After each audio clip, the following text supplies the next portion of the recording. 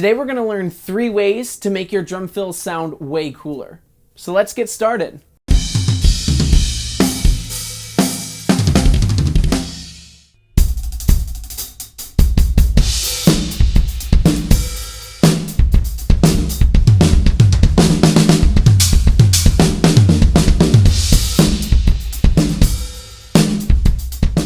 Hey everyone, Gabe here from drumbeatsonline.com, a website that helps you become a better drummer. So before we jump into today's lesson, I just wanted to let you guys know that a lot of these concepts and ideas I'm pulling from my drum lesson course, Breaking the Rules of Drum Fills. So I'm not going as in depth as I would in this lesson course. So if you guys are looking for some super in-depth drum lessons on how to make yourself play way cooler drum fills, go ahead and check out the lesson course right over here. But with that being said, now let's jump right into the lesson.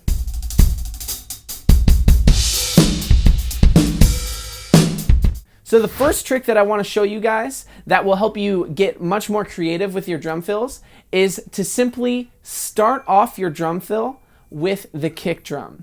So this might sound super simple and kind of silly, but what we do as drummers so often is we play our drum fills always starting on our snare drum or always starting using our hands really.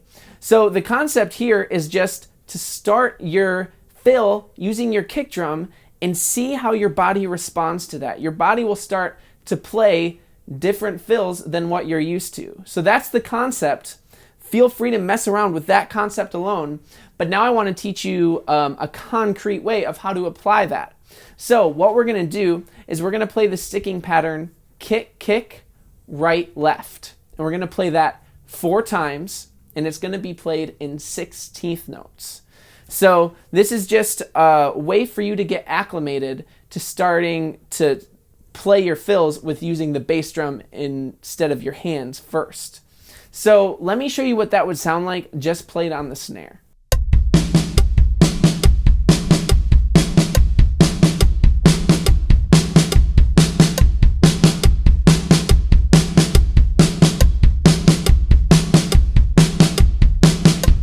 So that's pretty simple. Now let me show you how it sounds when you start to move it around the kit. It can be really fun. That would sound like this.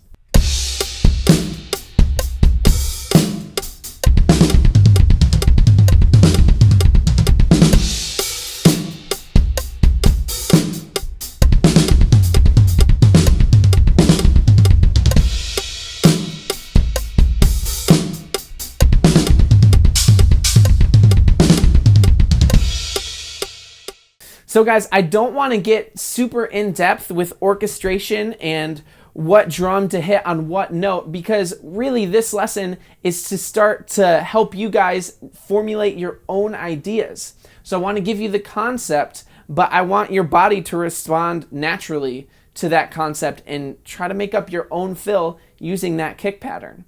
So now let's jump into our second trick.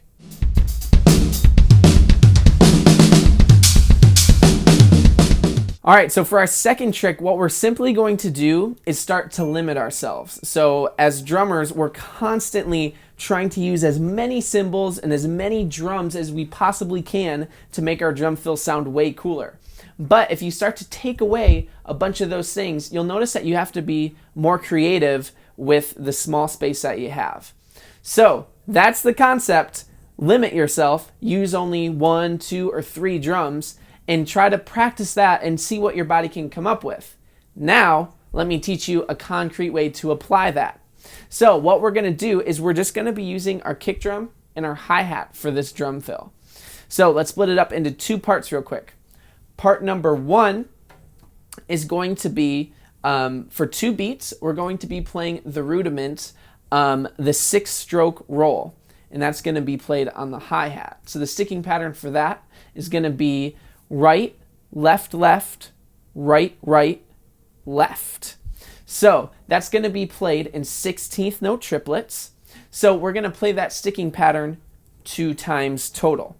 So also a quick note is on that first note, the first quarter note, so beat 1 and beat 2, we're going to hit the bass drum with it.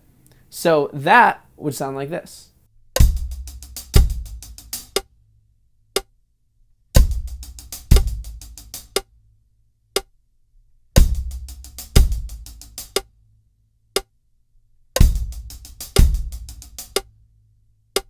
All right, so for the second half of this fill, we're going to move it into eighth note triplets. So for beat 3, we're just going to hit 3 notes on our hi-hat. And then for beat 4, we're going to hit another 3 notes on our hi-hat, but we're going to throw in the bass drum with those 3 notes as well. So you can play it right, left, right, left, right, left, or you could just play it 6 notes on your right hand or on your left hand, whatever you prefer. So that drum fill altogether would sound like this.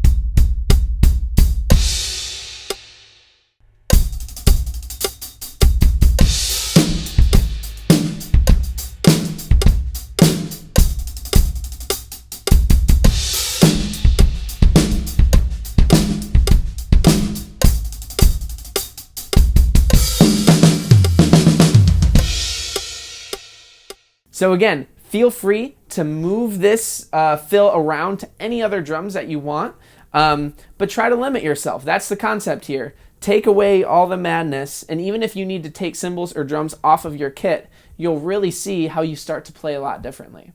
So now let's move into trick number 3.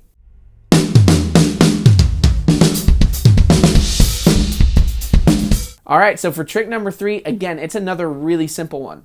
All we're gonna do is we're gonna take a pause in our fill. That's it. The trick is to not play anything. So that sounds super easy, but it's something that we never ever do. If someone sits you down and says, hey, play me a drum fill, your first thought is, okay, how many notes can I fit in this drum fill? How fast can I play this drum fill?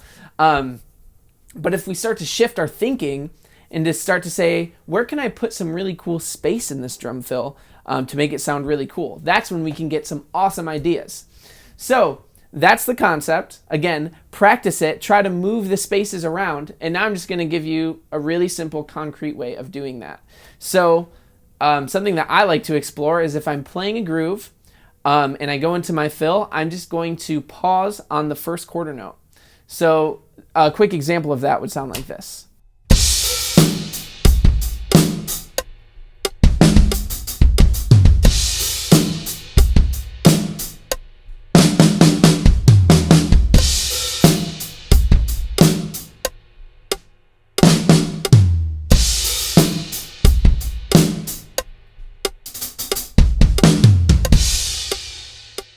So seriously, that's it. I'm just pausing on beat 1 for a quarter note and then jumping back in.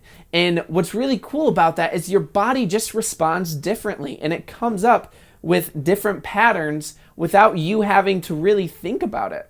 So feel free to mess around with this one. I paused on beat 1. Try it pausing on beat 2, beat 3, beat 4, maybe on the end of beat 2, or really move it around and try to be as creative as possible with it. So if you guys really want to dive deep into a lot of these concepts and how to make your drum fills sound way cooler, check out my drum lesson course, Breaking the Rules of Drum Fills. I really think that it's going to help you out. And guys, I'm constantly working on new drum lesson courses, and I'd love to hear what type of stuff do you want to see. Let me know what you want my next drum lesson course to be, and I'll try to make it happen. So please comment in the section below. Thanks so much for watching this lesson, guys. If you want to check out my last YouTube lesson, you can check it out over here. I'll see you next week. Bye, guys.